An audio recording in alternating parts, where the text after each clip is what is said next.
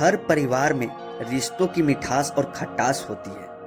भारतीय परिवारों में सास बहू के रिश्ते पर खास ध्यान दिया जाता है। इस कहानी में हम जानेंगे कि एक सास ने अपनी 4 बहुओं के लिए कैसे एक विशेष नेग दिया और उनके रिश्ते में प्यार और समझदारी कैसे बढ़ी। राजस्थान के एक छोटे से गांव में एक साधारण परिवार रहता था।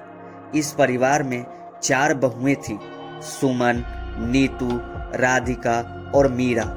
इन चारों बहुओं ने अपने अपने तरीके से घर के कामकाज को संभाला था। उनकी सास माया देवी एक समझदार और स्नेही महिला थी, जिन्होंने हमेशा अपने परिवार के सदस्यों को एकजुट रखने की कोशिश की। एक दिन माया देवी ने सोचा कि क्यों न वह अपनी बहुओं को कुछ खास नेग दें, ताकि वे और भी करीब आएं और एक दूसरे के साथ मिलकर काम करें।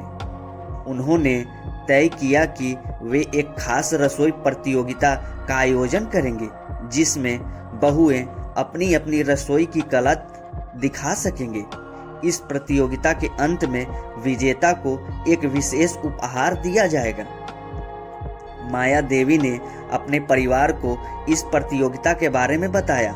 सभी ने खुशी खुशी भाग लेने का निर्णय लिया। प्रतियोगिता का दिन आया। माया देवी ने रसोई को सुंदर तरीके से सजाया और बहुओं को अपने अपने व्यंजन बनाने का समय दिया।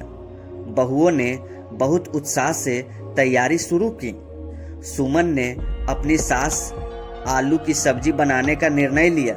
वह हमेशा से अपनी सास की पसंदीदा बहू रही थी और वह चाहती थी कि वह इस बार भी जीत जाए।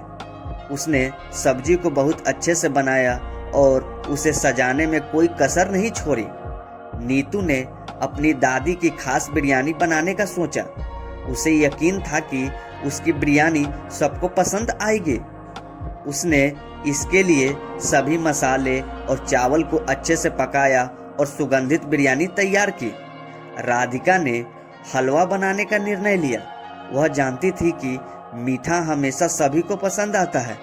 उसने अपने हलवे में मेवे डालकर उसे और भी खास बनाने का प्रयास किया। मीरा ने अपने बचपन का पसंदीदा पकवान बनाने का निर्णय लिया। उसने सोचा कि यह कुछ नया और अलग होगा। उसने इसे तैयार करने में काफी मेहनत की। जब सभी बहुएं अपने अपने व्यंजन प्रस्तुत करने के लिए तैयार हो गईं, तो माया देवी ने सभी व्यंजनों को स्वाद लिया। हर एक व्यंजन ने अलग अलग स्वाद और सुगंध बिखेरी थी। अंत में माया देवी ने सभी बहुओं को उनकी मेहनत के लिए सराहा। उन्होंने कहा, आप सभी ने बहुत अच्छा काम किया है, लेकिन विजेता का चयन करना है।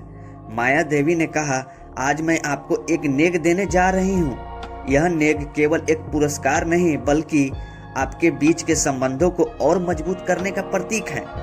उन्होंने चारों बहुओं को एक एक उपहार दिया, जो उन्हें उनकी विशेषता के अनुसार था।